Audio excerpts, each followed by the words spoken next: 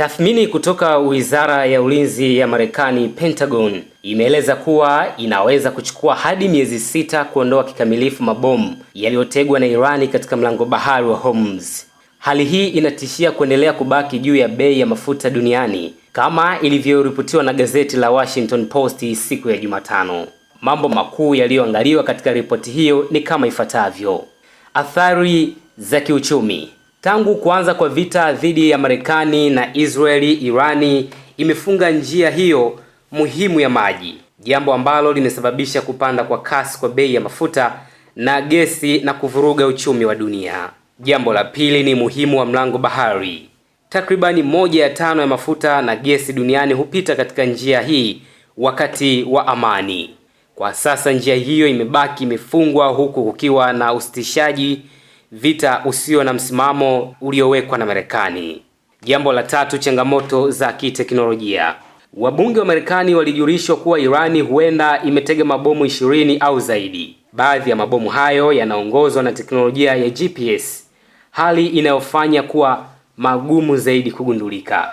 Eneo la 4 katika ripoti hiyo ni mvutano wa kauli. Msemaji wa Pentagon, Sen Panel, amekanusha ripoti hiyo akisema kuwa kufungwa kwa mlango bahari wa Hormuz kwa miezi 6 hakuwezekani na hakukubaliki.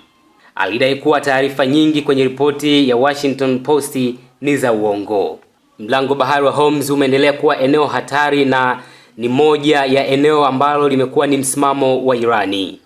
Jeshi la Walinzi wa Mapinduzi la Irani IRGC limeonya kuhusu eneo la hatari lenye ukubwa wa kilomita za mraba 1400, eneo ambalo ni kubwa mara 14 kuliko ukubwa wa jiji la Paris ambapo mabomu hayo yanadhaniwa kuwepo.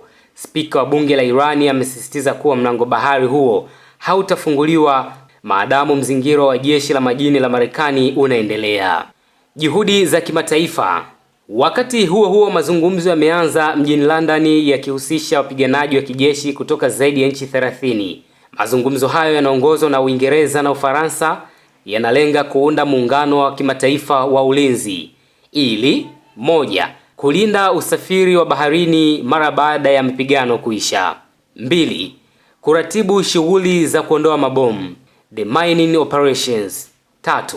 Kuhakikisha njia hiyo inafunguliwa tena kwa usalama kwa ajili ya meli za kibiashara.